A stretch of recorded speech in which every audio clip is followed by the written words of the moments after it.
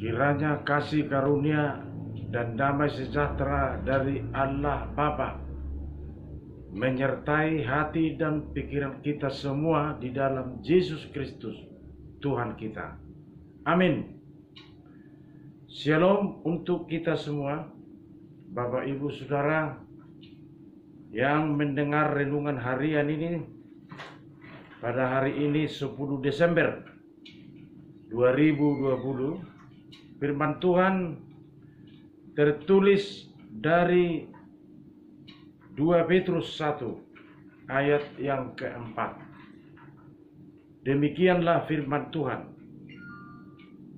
Dengan jalan itu ia telah menganugerahkan kepada kita janji-janji yang berharga dan yang sangat besar, supaya olehnya kamu dapat mengambil bagian dalam kodrat ilahi dan luput dari hawa nafsu duniawi yang membinasakan dunia.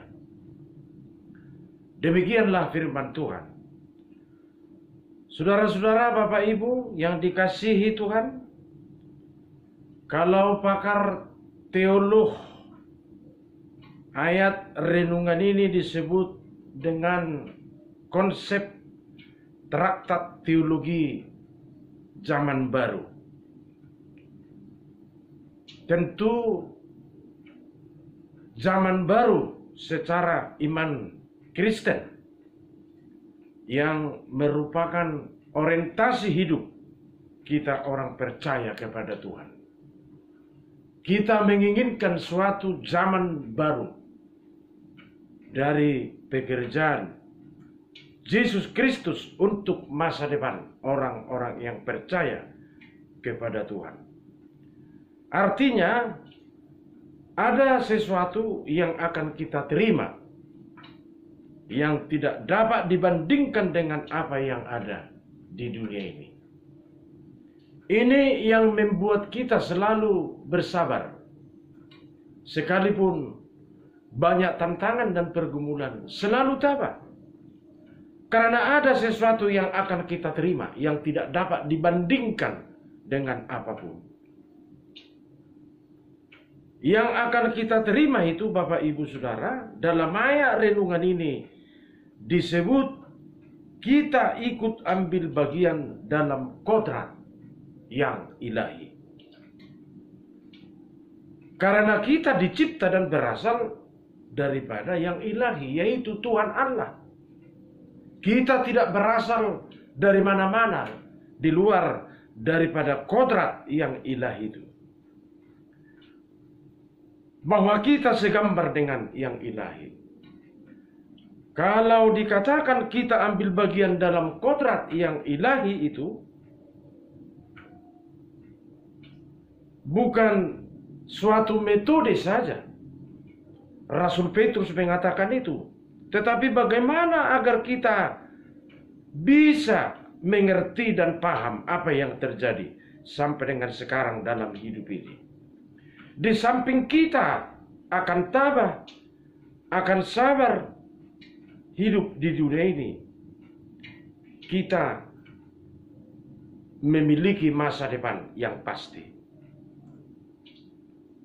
Tetapi bagian dalam kodrat ilahi itu adalah suatu anugerah Allah.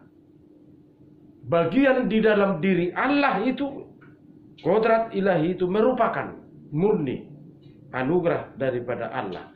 Kalau itu anugerah Allah berarti sesuatu yang kita alami, yang kita jalani dalam hidup ini, belumlah hal yang luar biasa, tetapi merupakan suatu yang alami dan harus terjadi selaku kita insan manusia biasa.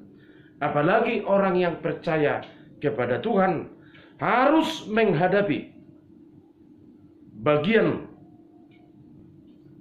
kenyataan hidup.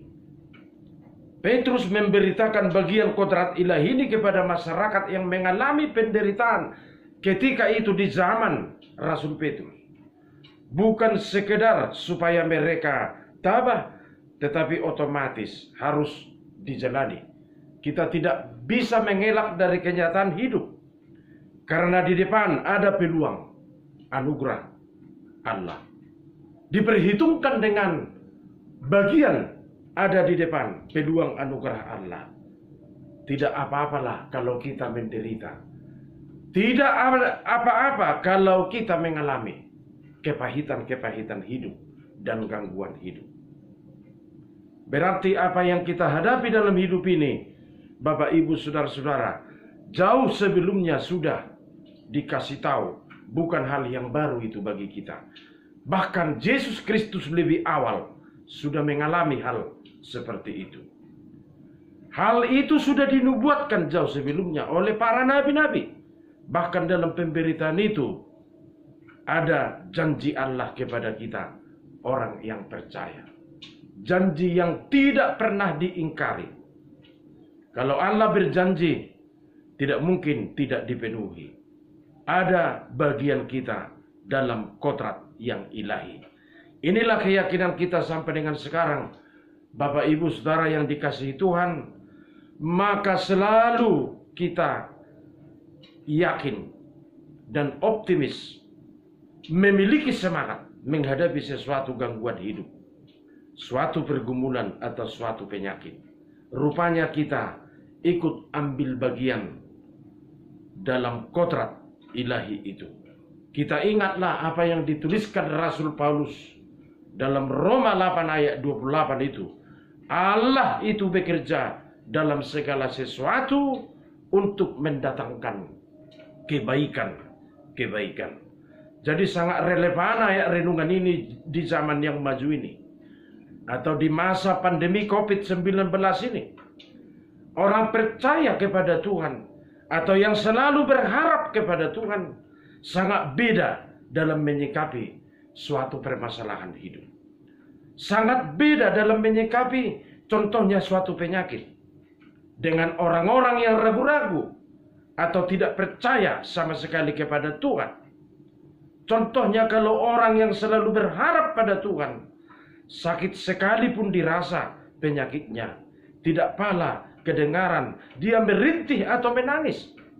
Tetapi kalau yang tidak percaya kepada Tuhan, ringan pun penyakitnya, sangat besar sekali dia merintih dan menangis, suaranya kedengaran kepada tetangga atau kepada masyarakat yang lain. Itulah bedanya orang yang menghadap kodrat ilahi, yang percaya kepada Tuhan, dibandingkan dengan orang yang masih ragu-ragu atau tidak percaya kepada Tuhan.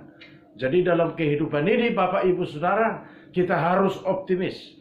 Sekalipun kloster pandemi COVID-19 semakin meningkat kita lihat di ujung tahun ini, kita jangan takut. Tuhan ada di depan kita.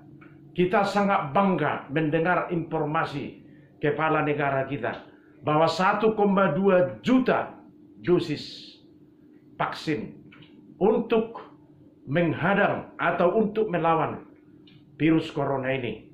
Tentu kita percaya Tuhan juga bekerja melalui negara kita ini. Tuhan juga bekerja memelihara hidup kita sampai dengan sekarang.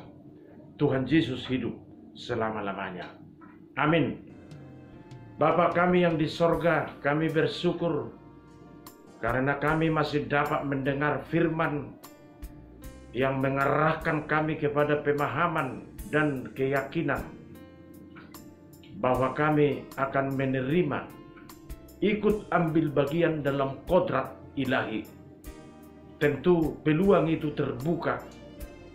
Dan kami orang percaya selalu sabar menunggu apa yang Tuhan perbuat dalam kehidupan ini. Sekalipun kami harus menghadapi kenyataan hidup. Dan kami sebagai orang percaya tidak bisa mengelak dari apa yang terjadi. Karena itu semua ada di dalam kuasa-Mu. Terima kasih Tuhan. Berkatilah kami semua mendengar renungan harian ini. Agar kami semangat dan punya sikap yang optimis. Mengerjakan pekerjaan kami sehari-hari. Hidup di tengah-tengah keluarga sekalipun kami di rumah saja. Tetapi kami tetap berharap dan punya keyakinan orang-orang yang percaya ambil bagian dalam kodrat yang ilahi itu. Terpujilah namamu. Berkati kami semua, berkati keluarga, berkati anak-anak, berkati semua gereja-gereja, berkati para pelaku-pelaku yang menjalankan kehidupan atau roda negara kami. Kami bersyukur karena Tuhan menunjukkan jalan untuk memelihara hidup kami dari pandemi COVID-19. Tuhan hidup selama-lamanya, tetap menjaga kami, tetap melindungi kami. Ampuni kami dari dosa-dosa kami. Berkati firman ini, selalu tetap petunjuk menjalani hidup kami sehari-hari. Hanya di dalam nama Yesus Kristus kami berdoa. Anugerah Tuhan Yesus Kristus, kasih setia Allah Bapa dan persekutuan Roh Kudus menyertai kita semuanya. Amin. Shalom.